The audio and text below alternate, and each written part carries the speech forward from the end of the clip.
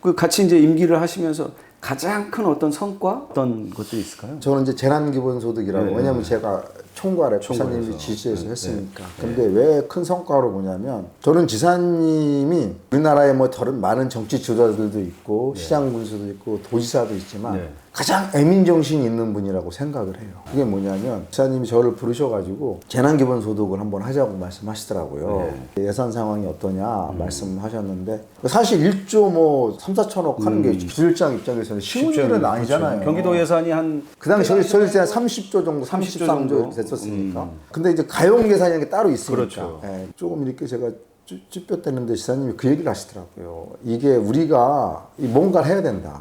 한번 시장에 나가봐라. 시장에 사람이 없다. 식당을 가봐라. 식당이 문을 닫았다. 그 식당에서 일하는 종업원들이 다 집에서 일하고 있다. 그럼 우리가 뭐라도 해야지. 여기서 가만히 있는 게 이게 말이 되느냐. 아, 그 얘기를 딱 하는 순간 저도 공감을 했었고 그때 참 그런 생각을 아무도 안 했죠. 물론 다른 지도자들도 생각을 했는지는 모르지만 실행은 안 했잖아요.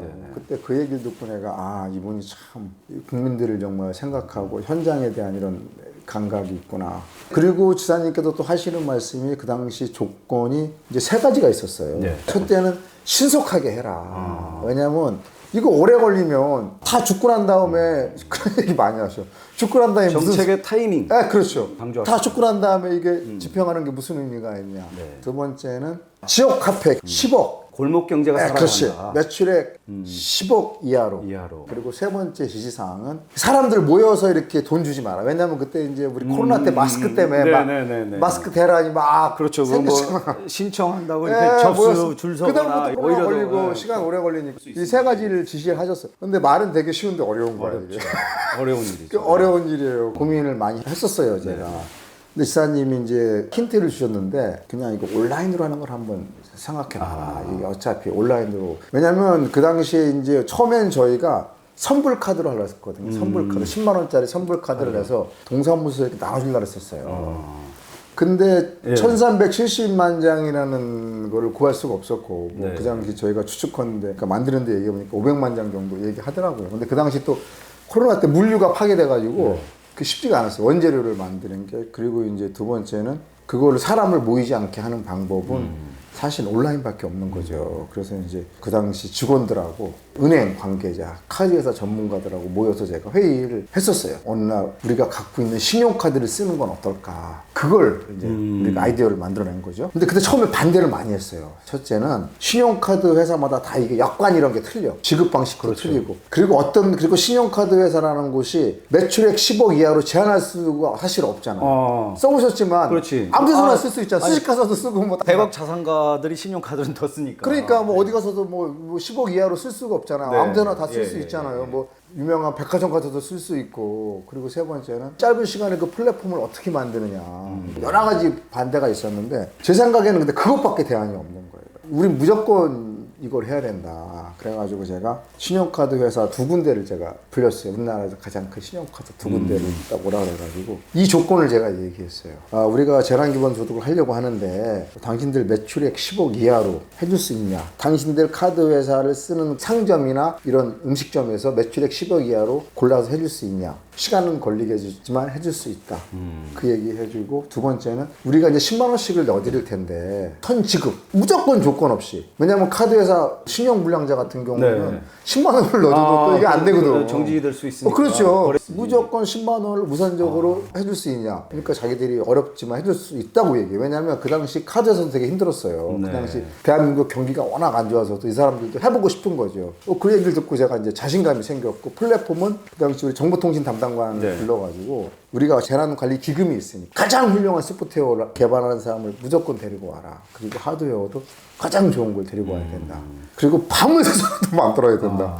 이게 우리가 무조건 해야 된다. 이게 우리가 안 하면 대한민국 경기도 경제가 죽는다. 이렇게 치밀하게 준비를 하셔서 아마 제 기억으로도 이재명 당시 지사가 기자회견을 한번 했었던 것 같은데 15일 만에 끝나셨다는 거죠? 예, 3월 24일에서 4월 9일 날 했어요. 1300만 도민에게 15일 보름 만에 지급. 완료를 했었고 그게 이제 지역 경제 뭐 활성화 선순환 효과들이 많았을 때 혹시 경기도에서 그거와 관련해 가지고 한번 뭐 분석을 해본 게 있었습니까? 분석을 저희가 했습니다. 그래요? 경기연구원하고 했는데 카드 기준으로 할 때 이제 서울시랑 이런 데를 비교하면 확실히 경기도가 카드 사용량, 매출이 사용량, 많이 매출이 늘었어요. 많이 늘어서. 그리고 이제 아시겠지만 뭐 그때 시장 가면은 상인분들이 뭐 설 대목 같다, 추석 대목 같다 이런 얘기를 많이 하셨고서는 다시 이제 식당도 다시 움직이고 종업원들도 다시 돌아오시고 해가지고 큰 힘이 됐었죠. 지금 뭐 작년 그 비상계엄 사태 이후에 국가 경제가 아주 뭐 어렵죠. 좀 어려운 상황. 더 어렵다고 얘기 좀 지금 하죠. 그 1사분기에 지금 마이너스 성장률 0.2% 기록한 거 아닙니까? 네, 맞습니다. 지금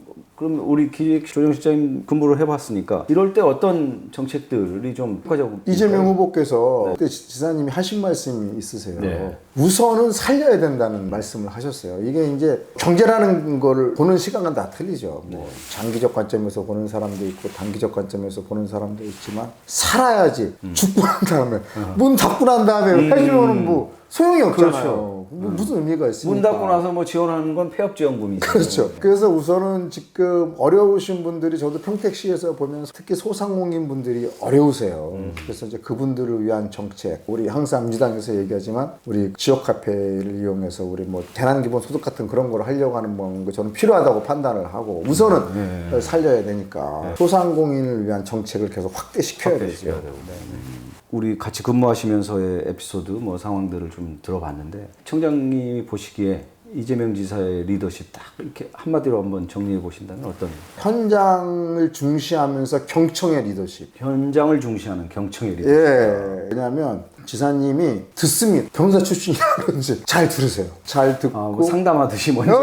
일단 들어요. 그러니까 이제 급하신 분 잘 안 듣거든요. 네. 저 같은 경우에도 바빠 죽겠는데 그렇죠. 사실 많이 배웠어요. 또 선입견들이 있으니까. 네, 지사님한테 많이 배웠어요. 그래서 일단 들으시고 현장을 되게 중시하세요. 예를 들어서 제 업무는 아니었지만 지사님 모시고 업무 중에서 계곡 정비하는 상황. 예. 계곡 난리가 났죠. 뭐 네네. 그 상인들 반발을 하는데 뭐. 그러니까 그게 뭐냐면 직접 현장에 가. 가서 만나서 이해관계자의 애로사항이 뭔지를 듣고 본인이 어떤 식으로 해결하겠다. 그렇게 하면서 그걸 돌파를 해. 해법까지 제시해 가면서 그리고 설득을 하는 협조를 얻고 설득을 하고 그걸 돌파를 해요. 현장에 가서 경청해요. 그렇기 때문에 정책이 국민들한테 어긋나는 정책이 나오기가 어렵죠, 사실. 그렇죠. 현장의 목소리, 의견들이 그렇죠. 어떤 것인가를 먼저 알고 있기 때문에. 그리고 그거를 그때 또 지사님이 뭐 이해관계자만 만나는 게 아니라 공무원들하고도 회의를 또 여러 번 하세요. 시군 공무원들하고도 회의하시고 하면서 그런 과정을 보면서 설득을 시키죠. 왜냐하면 효율만 강조하면 그냥 무시하고 들어가면 일이 절대 안 돼. 나중에는 처음엔 될 것 같은데 나중엔 안 돼. 근데 그렇게 단계 과정을 밟아가면 나중에 일이 수월해지죠. 그래서 현장 중심의 경청의 리더십. 아니 이재명 후보를 바라보는 국민들의 시각은 이게 저돌적이고 추진력 있죠. 돌파력이. 그러려면 상대적으로는 먼저 행동하는 듣지 않고 뭐 이런 생각을 할 수 그게 이제 있는. 추진력 있고 돌파를 하려면 옛날하고 틀리잖아요. 옛날하고 지금 완전히 환경이 틀립니다. 왜냐하면 우리는 행정의 주체지만 사실은 더 넓은 행정 환경의 시민들, 도민들, 국민들의 목소리를 듣고 그분들의 이해관계를 조정해야지 제대로 돌파하고 추진할 수 있어요. 그거를 무시하면 돌파를 해도 돌파가 아닌 거고 추진을 해도 추진이 안 됩니다. 아니, 그래서 뭐 코로나19 때도 양평입니까? 그 종교시설 직접 신천지. 가셔서 진압하시고 막. 이제 그런 건 당연히 지사님이 또 그런 말씀을 하세요. 코로나 때 그때는 또 그런 말씀을 하세요. 국민의 보건, 안정, 생명과 관계될 때는 덜 행정을 하는 것보다는 약간 과하게 행정을 하는 게 낫다. 왜냐하면 그것이 이 감염병이 퍼지는 거를 미연에 막는 것이다. 그런 철학을 갖고 계세요. 이분이 국민의 안전, 생명, 보건 이런 부분에 대해서는. 그래서 그때도 이제 집합금지 명령 같은 경우도 좀 말씀을 드리면 지사님이 처음에 하셨잖아요. 집합금지 명령이라는 게 우리 법적으로 행정 권한이었는지도 몰랐던 시절이에요. 그때가. 근데 그게 이제 지사님이 저한테 이걸 지시를 하셔서 누가 할 수 있냐 검토를 하라고 하시더라고요. 근데 시장 군수, 경기도지사, 보건복지부 장관께서 하실 수 있어요. 근데 아무도 안 했단 말이에요. 그때 이제 지사님이 그걸 하자고 했어요. 실무자들이 다 모였어. 우리 보건복지부 직원들 다.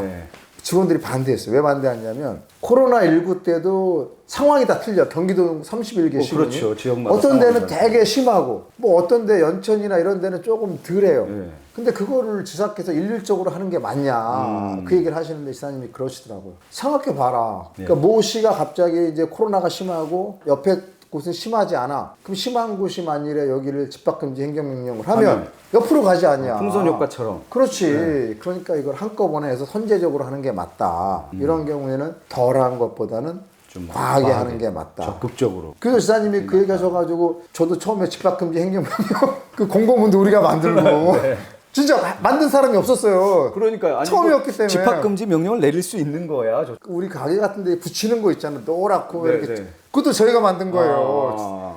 학원 데가 없기 때문에. 그래서 노란 바닥에 빨간 줄 검은 줄 이렇게 짓고 그것도 다 저희가 해서 한 거예요. 역시 저 현장에서 다양한 의견들을 듣고 거기에 맞춤형 정책을 네, 하는데 네, 네, 네. 국민의 생명 안전과 관련된 것은 좀 더 적극적으로 과감하게 네. 행정을 해왔다.